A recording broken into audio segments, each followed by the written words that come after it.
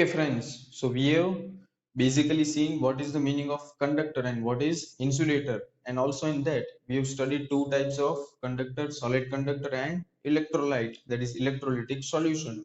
But in this chapter, we have to study only and only about solid conductors. Clear? And in that also, there are two cases. Clear? Uh, the case number one, clear, two cases for solid conductor. And in that case number one is that electric field is not applied clear जैसे मैंने बात की कि कभी भी electron को movement में लेके आना है तो क्या करना है एक्सटर्नल फील्ड लगा दो electric field but case one क्या है कि suppose electric field is not applied मान लो कोई भी एक कंडक्टर है ठीक है देखना suppose this is a solid conductor copper का एक प्लेट है कॉपर की क्लियर कॉपर प्लेट उसमें हमें पता है क्या होंगे पॉजिटिव आयंस होंगे अपनी जगह पे फिक्स्ड होंगे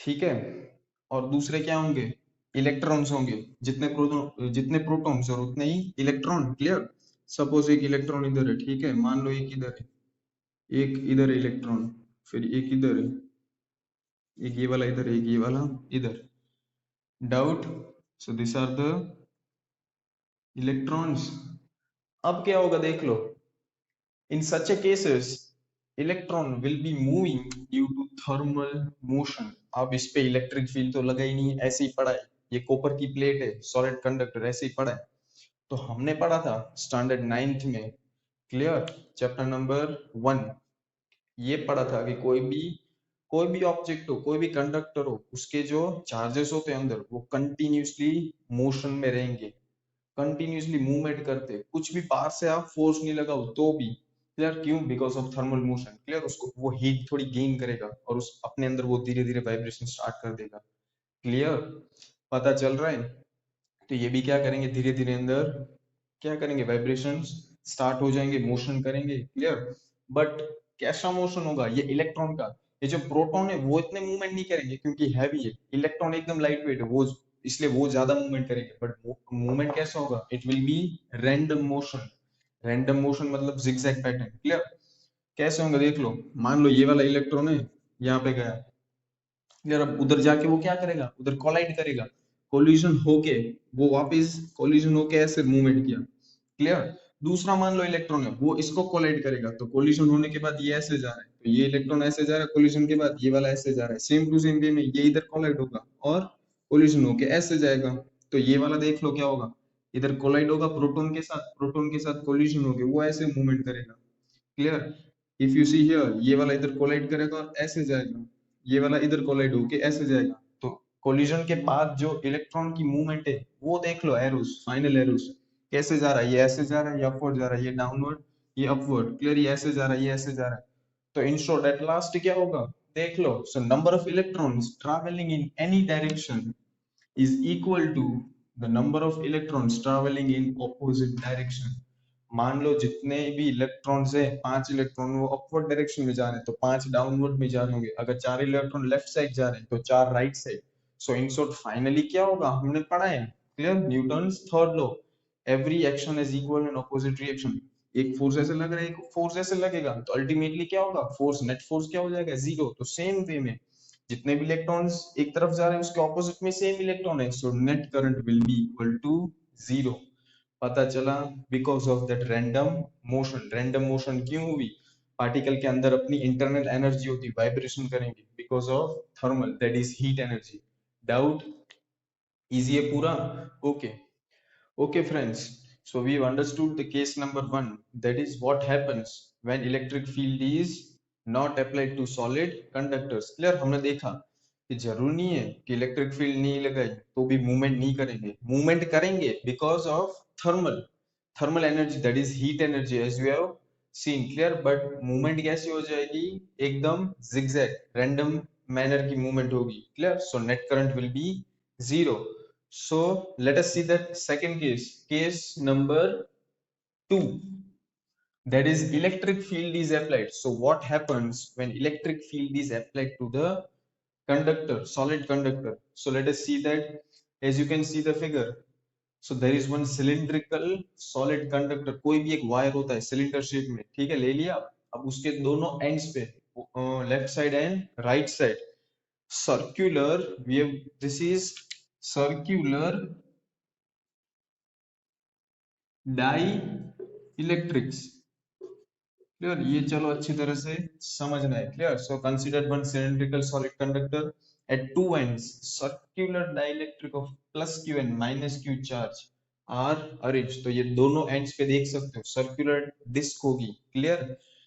डिस्क उसको क्या बोलेंगे, डाई इलेक्ट्रिक्स. सो अब ये डाई इलेक्ट्रिक्स अच्छी तरह से समझ रहे हैं. What is this dielectrics, note down करते जाना.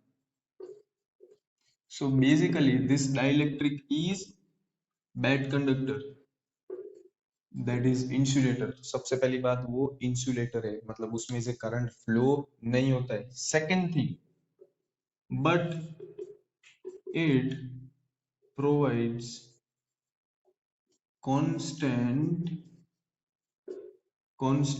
Electric field. किस लिए काम आती है वो dielectric, it will provide you constant electric field. जो हमें फील्ड चाहिए ना, कांस्टेंट इलेक्ट्रिक फील्ड, वो प्रोवाइड करेगी. क्लियर. उसके एग्जांपल्स आर सिरेमिक. इसे कितने सारे एग्जांपल, पर best examples are ceramics and plastics. Clear. ये ऐसे सब्सटेंस है, वो कंडक्टर नहीं है, उसमें से इलेक्ट्रिसिटी पास नहीं होगी, बट वो चार्ज को क्या करेंगे, अपने ऊपर स्टोर करेंगे, और उसकी वजह से एक पे प्लस चार्ज होगा, दूसरे पे माइनस क्यू, तो प्लस से माइनस इलेक्ट्रिक फील्ड बनेगी. पढ़ गए हो 10th स्टैंडर्ड में. करंट कैसे फ्लो होता था, फ्रॉम पॉजिटिव टू नेगेटिव, याद है ना कि नहीं. जैसे मैग्नेटिक फील्ड कहाँ से कहाँ होती है, नॉर्थ टू साउथ, वैसे भी इलेक्ट्रिक फील्ड कहाँ होगी, पॉजिटिव टू नेगेटिव. तो positive plus Q charge, plus q dielectric, this is minus q, so electric field will be from plus to minus q. Clear. So this arrow, that is e shows electric field. तो dielectric क्या करेगा, electric field बना के रखेगा, continuous steady constant electric field. Clear.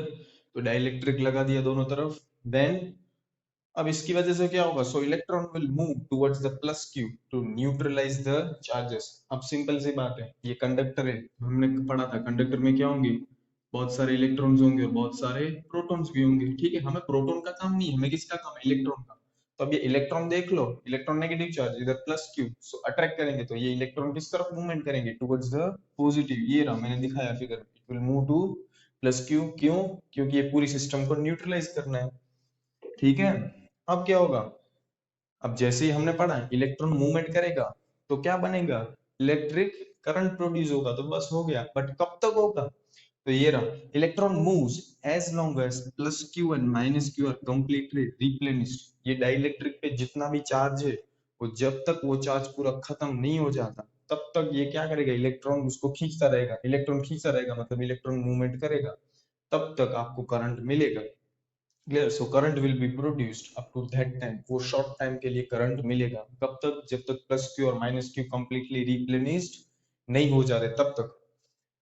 तो अब ये, तो इसका कुछ काम नहीं हुआ, क्योंकि छोटे टाइम के लिए हमें करंट मिल रहा है, बट हमें डेली लाइफ में क्या चाहिए, बहुत ज्यादा टाइम के लिए करंट चाहिए ना. Clear. But if we continuously supply plus q and minus q charges, then electron will move continuously and we will get continuous current. तो सिंपल है, हमें कंटिन्यू, हमें फैन ऑन रखना है. क्लियर. ऐसे नहीं कि चलो ये थोड़ी देर के लिए फैन स्टार्ट हुआ और स्टॉप हो गया, खत्म हो गया, कोई यूज नहीं है. Same to same tubelight. तो उसके लिए क्या किया, सिंपल सी बात है कि ये plus Q minus Q charge खत्म हो जा रहे, रिप्लेनिश हो जा रहे, तो अब उसको रिप्लेनिश ही ना होने दो. खत्म हो गए तो फिर से बाहर एक्सटर्नल प्रोवाइड कर दो. क्लियर. फिर से खत्म हो गए तो कंटिन्यूस उसका जो लॉट है, उसकी quantity plus Q minus Q आप कंटिन्यूसली बाहर से प्रोवाइड करते रहो करते रहो करते रहो, तो वो खत्म ही नहीं होने वाला. खत्म नहीं होने वाला मतलब इलेक्ट्रॉन कंटिन्यूसली मूवमेंट करता रहेगा सर्किट में. इलेक्ट्रॉन कंटिन्यूसली मूवमेंट करता रहेगा, तो आपको कंटिन्यू करंट मिलता रहेगा जब तक आप चाहो तब तक. क्लियर. तो वो कैसे करोगे, सिंपल. तो उसके लिए हमने क्या बनाई, इंसान ने, साइंटिस्ट ने बैटरीज बनाई, cell. Clear. So the substances which provides continuous steady electric field continuous steady electric field are batteries and cell. अब पता चला बैटरी और सेल क्या करती है, वो कुछ नहीं करती। देखो इधर पॉजिटिव टर्मिनल के साथ कनेक्ट होगा, ये नेगेटिव के साथ कनेक्ट होगा, तो ये करंट नहीं देती है आपको। हम लोग क्या बोलते हैं, बैटरी है, बैटरी करंट देती है। नहीं, बैटरी करंट नहीं देती है। करंट तो इधर बनता है कंडक्टर में। बैटरी क्या करती है, कंटिन्यू आपको इलेक्ट्रिक फील्ड प्रोवाइड करती है। वो इलेक्ट्रॉन फील्ड, इलेक्ट्रिक फील्ड की वजह से इलेक्ट्रॉन मूव होगा, इलेक्ट्रॉन मूव होगा इसलिए जाके यहाँ पे करंट बनेगा। क्लियर। इलेक्ट्रॉन की मूवमेंट की वजह से बैटरी आपको करंट नहीं देती, बैटरी आपको इलेक्ट्रिक फील्ड या बोल सकते हो वोल्टेज, पोटेंशियल। टेंथ में पढ़ा होगा, इलेक्ट्रिक पोटेंशियल डिफरेंस प्रोवाइड करती है बैटरी। क्लियर, तो ये याद रख लेना। उसमें भी बैटरी एंड सेल्स वो थोड़ा पता ही होगा। क्लियर। ये एक सेल हुआ, क्लियर, 2 वोल्ट का। ऐसा सेम टू सेम दूसरा सेल है, ऐसा तीसरा सेल है 2 वोल्ट के। तो ये टोटल जो सेल है सारे कनेक्ट किए सीरीज में, तो ये पूरी बन गई बैटरी 6 वोल्ट की। पता चल रहा है। तो सेल सिंगल सिंगल होते हैं, सेल को एक साथ कनेक्ट कर दो सीरीज में तो वो क्या बन जाती है, पूरी बैटरी। तो इसमें डाउट पता चल गया पूरा कि नहीं, क्या होगी पूरी प्रोसेस, कैसे करंट प्रोड्यूस होगा, कंटिन्यू करंट। क्लियर। इसके सिवाय एक और इम्पोर्टेंट चीज चलो बता दो, मोस्ट इम्पोर्टेंट थिंग, किसी किसी ने टेंथ में पढ़ी होगी, क्लियर, याद होगा, तो भी थोड़ा चलो रिवाइज कर ले। ये रफ कर दूं, नोट डाउन कर लेना, ठीक है ना। क्या हो तो वीडियो बैकवर्ड करो, पॉज कर लो और नोट डाउन कर लेना, वेरी इंपॉर्टेंट थिंग। के हमने पढ़ा था टेंथ में बैटरी होगी, क्लियर, इधर कुछ ऐसे रेजिस्टेंस होते हैं, या मान लो रेजिस्टेंस नहीं है तो एक बल्ब होता है, ये बैटरी का पॉजिटिव टर्मिनल, ये नेगेटिव, ऐसे लिखते थे ना, positive and negative. Clear. Suppose this is positive and this is negative terminal. अब हम लोग क्या मानते हैं, कैसे एरो करते थे करंट का, पॉजिटिव से निकलेगा arrow, that is I current. Clear, इधर जाएगा बल्ब में से फ्लो होगा फिलामेंट में से और पूरा इधर आके कंप्लीट करेगा, पूरी सर्किट कंप्लीट हुई तभी जाके करंट फ्लो हुआ, करंट कंप्लीट सर्किट में फ्लो हुआ, तब क्या करेगा बल्ब होगा वो ग्लो करेगा। ऐसा हमने कुछ पढ़ा है। तो तुम लोग बोलो कि ये करंट है, उसकी डायरेक्शन कहां से हुए, पॉजिटिव टू नेगेटिव, ये आज तक हम मानते हैं। बट हमने अभी पढ़ा कि जो करंट है वो कैसे बना, because of movement of electron. किसकी वजह से बना, because of movement of electron. हमने पढ़ा ना कि इलेक्ट्रॉन मूव होंगे तो करंट प्रोड्यूस होगा। तो अब इसमें बताओ इलेक्ट्रॉन कहाँ पे होंगे, सिंपल सी बात है, इलेक्ट्रॉन यहाँ पे होगा नेगेटिव टर्मिनल पे, नेगेटिव है तो, सो इलेक्ट्रॉन अब नेगेटिव है तो किस तरफ खींचा जाएगा, पॉजिटिव की तरफ। तो पॉजिटिव की तरफ इधर डायरेक्ट नहीं खींचा जाएगा, क्लियर, ऐसे खींचा जाएगा। देखो ये रहा इलेक्ट्रॉन का रास्ता, ये इलेक्ट्रॉन इधर से जा रहा है इधर, तो इलेक्ट्रॉन का पाथ कैसे हुआ, इलेक्ट्रॉन का ऐसे उल्टा घूम रहा है। तो हम लोग ये क्यों नहीं मानते कि current negative to positive flow रहा है, एक्चुअली में ये सही है, देख लो तुम लोग ही, क्योंकि इलेक्ट्रॉन कैसे फ्लो रहा है, ये रहा इलेक्ट्रॉन यहाँ से ऐसे जा रहा है, ऐसे जा रहा है, ये रहा, किस क्यों ऐसे जा रहा है, क्योंकि वो किस तरफ खींचा जाएगा, पॉजिटिव की तरफ। तो यही करंट होनी, यही डायरेक्शन होनी चाहिए ना करंट की, बट नहीं है, उल्टी है उसकी। क्यों, उसका एक रीजन है, ये जब इलेक्ट्रिक सर्किट और सब स्टडी हुई पुराने टाइम में, क्लियर, तब जाके ये इलेक्ट्रॉन डिस्कवर नहीं हुआ था। तब क्या डिस्कवर नहीं हुआ था, इलेक्ट्रॉन डिस्कवर नहीं हुआ था, याद रखना। तब तब के साइंटिस्ट क्या मानते थे, तब ऐसे मानते थे कि electricity is produced by proton. किसकी वजह से प्रोड्यूस होती है, because of movement of proton. तो प्रोटॉन कहाँ पे होगा, प्लस पे, तो प्लस पे होगा तो किस तरफ खींचा जाएगा, माइनस की तरफ, मतलब ऐसे खींचा जाएगा। इसलिए हम लोग आज तक कौन सी मेथड है वो सही मानते हैं करंट की, ये वाली, positive to negative. Clear. But उसके बाद प्रोटॉन डिस्कवर हो गया था बट इलेक्ट्रॉन नहीं हुआ था। बहुत सालों बाद जे जे थॉमसन आए, क्लियर, जे जे थॉमसन ने क्या किया था पता होगा, जे जे थॉमसन डिस्कवर्ड इलेक्ट्रॉन, उसने इलेक्ट्रॉन डिस्कवर किया। फिर उसने बोला कि इलेक्ट्रॉन की वजह से इलेक्ट्रिसिटी फ्लो होती है, ऐसे फ्लो होता है, तो उल्टा होना चाहिए, क्लियर। बट अभी भी, आज भी हम लोग यही मेथड फॉलो कर रहे हैं, भले वो गलत है बट कन्वेंशनल मेथड है, बहुत सालों से चली आ रही है, इसलिए आज भी हम लोग यही मेथड फॉलो कर रहे हैं। एक्चुअली में ये सही नहीं है, पॉजिटिव टू नेगेटिव नहीं होता इलेक्ट्रिक करंट की डायरेक्शन, कैसे होनी चाहिए, नेगेटिव टू पॉजिटिव। बट याद रखना फिर से, आज भी हम गलत मेथड गलत है बट फिर भी वही फॉलो कर रहे हैं, that is positive to negative. क्यों? क्योंकि वो टाइम पे इलेक्ट्रॉन डिस्कवर नहीं हुआ था। सिंपल। डाउट इतना? Okay. Okay friends, so I hope अब तक के सारे जो कॉन्सेप्ट्स हैं, टॉपिक्स, वो अच्छी तरह से क्लियर हो गए।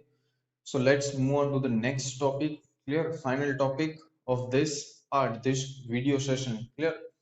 So next we are going to have the formula of electric current. ठीक है, हमें क्या फाइंड करना है? What is the formula of electric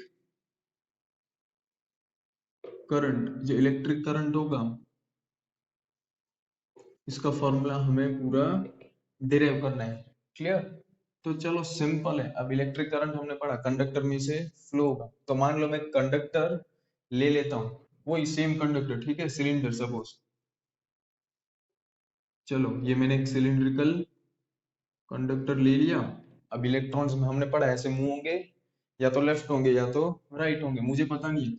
अब सपोज इलेक्ट्रॉन कितने सारे इसमें पड़े, ठीक है, साथ साथ में प्रोटॉन्स भी, दैट इज नेगेटिव चार्जेस भी पड़े और पॉजिटिव चार्ज, सब कुछ इधर मिक्स में पड़ा है। क्लियर? अब सिंपल सी बात है, या तो क्या होगा, इस डायरेक्शन में फ्लो होंगे, दैट इज राइट साइड, या फिर इस डायरेक्शन में फ्लो होंगे, दैट इज लेफ्ट साइड। तो मान लो ये वाली साइड है, उसको हम फॉरवर्ड साइड बोलते हैं, जो राइट साइड है, और ये जो लेफ्ट वाली साइड है उसको बैकवर्ड साइड बोलते हैं। क्लियर? तो positive and negative charge forward भी फ्लो होंगे और बैकवर्ड भी फ्लो होंगे। सो क्या ले लें, suppose one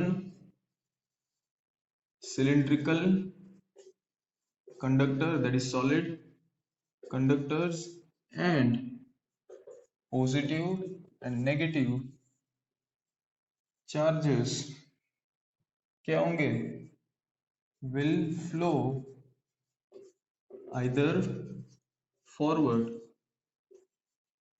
will flow either forward और backward, दोनों डायरेक्शन में फ्लो होंगे। ठीक है? अब next, suppose Q plus, Q means symbol of charge, Q plus is net amount of positive charge in forward direction. समझना अच्छी तरह से, Q प्लस क्या दिखा रहा है, net amount of positive charge and in forward direction. अब ये कैसे देख लो, मान लो कि इतने पॉजिटिव चार्जेस हैं, ठीक है, कितने पॉजिटिव चार्ज हुए, 5 हुए।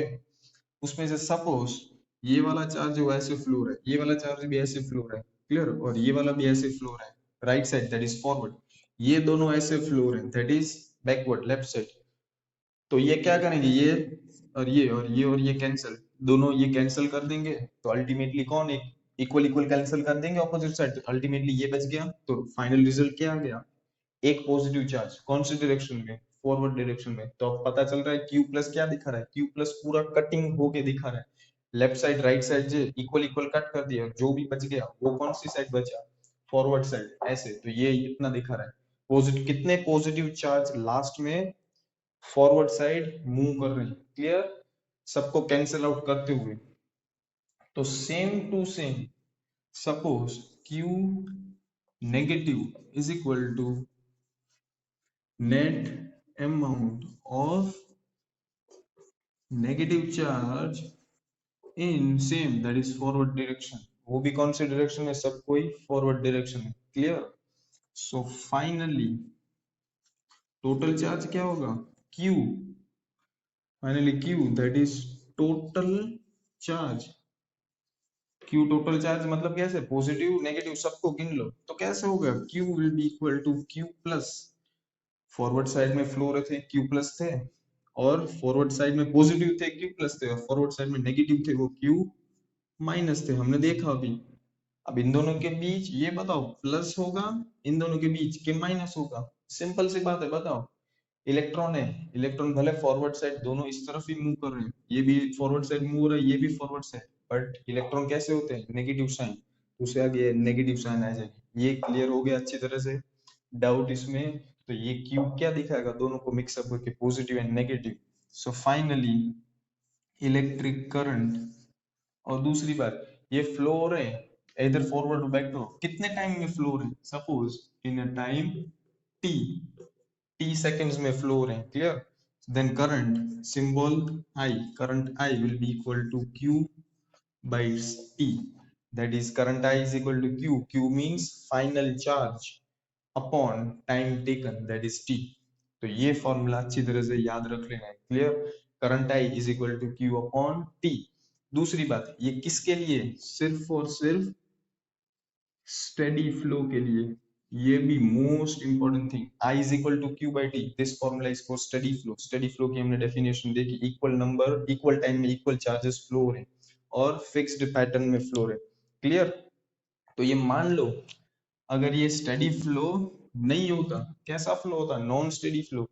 नॉन स्टेडी फ्लो मतलब कुछ फिक्स नहीं है कितने इलेक्ट्रॉन कितने टाइम में फ्लो हो रहे हैं। सो उसमें क्या होगा, इन नॉन स्टेडी और अनस्टेडी फ्लो जो हमारा टोटल चार्ज हो जाएगा, नेट चार्ज फ्लोइंग, वो क्या हो जाएगा, इसमें कैपिटल क्यू था, इसमें स्मॉल क्यू था, सॉरी। तो इधर क्या हो जाएगा, डेल्टा क्यू। डेल्टा तुम लोग कितनी बार पढ़ चुके हो, डेल्टा सोर्स डिफरेंस। थोड़ा बहुत क्या होगा, इसमें क्यू चार्ज थे वो थोड़े आगे पीछे हो जाएंगे क्योंकि अनस्टेडी फ्लो है ना, नंबर सेम नहीं रहेंगे। एंड जो टाइम हो जाएगा हमारा, टाइम क्या हो जाएगा, delta T. Delta means change, unsteady flow इसलिए चेंज आएगा, delta that is triangle symbol shows change. So finally current I will be equal to limit delta t tends to 0 delta q divided by delta t। Formula वही है, q by t that is charge upon time, charge upon time, but इधर limit आ जाएगी। Limit पता होगा आपको, clear, maths में पढ़ा 11th standard में। Limit delta T tends to zero मतलब डेल्टा टी की वैल्यू जीरो के एकदम नजदीक है, जीरो नहीं है बट उसके एकदम नजदीक। कौन सी वैल्यू, डेल्टा टी, ये जितने टाइम में हो रहा है। फॉर्मूला सेम ही है, थोड़ा बहुत ही चेंज हो गया। So this is for steady flow and this is for unsteady flow, so remember this part very very carefully, clear। पता चल गया दिस डेरिवेशन, ये फॉर्मूला याद रख लेना, clear. Current I is equal to charge upon time q by t। Okay, so next इसके सिवाय उसके यूनिट कभी कभी पूछ देंगे तो वो अच्छी तरह से याद रखना है। चलो देख लेते हैं, तो एकदम इजी है, ठीक है। So next, SI unit of current is ampere in the name of scientist. Ampere नाम का एक साइंटिस्ट था, उसके नाम पे से जो करंट का एसआई यूनिट है, clear, international unit, that is ampere, symbol capital A. इसके सिवा इसके छोटे छोटे छोटे यूनिट्स भी हैं, that is milli ampere and micro ampere. So 1 milli ampere is equal to 10 raise to -3 ampere and 1 micro ampere, symbols याद रख लेना, milli ampere, micro ampere. 1 micro ampere is equal to 10 raise to -6 ampere. तो दोनों में से कौन छोटा हुआ, 10 रेज़ टू -3 पावर, इसकी 10 raise to -6 power, this is the smallest, clear. ये उससे बड़ा और सबसे बड़ा एम्पियर, किलो एम्पियर वो भी आता है, क्लियर, बट हमें इतना डिस्कस करना है। नेक्स्ट, जो हमारे घर में बिजली आती है इन आवर हाउसेस, उसकी रेटिंग कितनी एम्पियर होती है, उसकी दो दो टाइप के करंट आते हैं, 5 ampere and 15 ampere. 5 ampere current है वो ऐसे अप्लायंसेस के लिए जिसको कम करंट चाहिए, जैसे कि मान लो बल्ब है, ट्यूबलाइट है, क्लियर। ऐसे कोई अप्लायंस के लिए जिसको कम रेटिंग चाहिए उसके लिए 5 एम्पियर का करंट। 15 एम्पियर का करंट किसके लिए होता है, हाई रेटिंग अप्लायंसेस के लिए जिसको करंट ज्यादा चाहिए, जैसे फ्रिज है, एसी है, क्लियर, फिर गीजर है, वाटर कूलर है, इस सब के लिए 15 एम्पियर मोटर है। डाउट, हमारे हाउसेस में दो टाइप के करंट। नेक्स्ट वन, क्लियर, जो लाइटनिंग होती है, बिजली होती है, उसमें कितना एम्पियर होता है पता है, मिलियंस ऑफ एम्पियर। वो फिक्स नहीं होता है, अराउंड मिलियन। मिलियन मतलब 10 लाख। तो सोच सकते हो, हम 5 एम्पियर के वायर को भी छू ले ना, सिंपल सा, जो ट्यूबलाइट में से करंट पास होता है फैन में से, उसको भी छू ले तो हमारी डेथ हो जाएगी। तो ये सोचो, मिलियन, लाख, 10 लाख, क्लियर, 1 करोड़, इतनी रेंज में ये लाइटनिंग का करंट होगा एम्पियर में। तो सोच लो कहाँ जाएंगे बिजली गिरेगी तो। अब थोड़ा आइडिया होगा, अब थोड़ा आइडिया अच्छी तरह से आ गया होगा, ठीक है। एंड नेक्स्ट, अवर नर्व्स, जो हमारी नर्व्स होती है ब्रेन में, ठीक है, उसमें भी कंटिन्यूअसली इम्पल्स करंट फ्लो होता है, इसलिए हमारा ब्रेन वर्क करता है। सेम टू सेम हमारे हार्ट में इम्पल्स सेंड होते हैं, क्लियर? तो वो कितने होंगे, वो कौन सी रेंज में होंगे, in the range of micro ampere, that is around 1 micro ampere, that is 10⁻⁻⁶ ampere. Okay, so चलो इतना क्लियर हो गया, इसमें कुछ भी डाउट? ठीक है।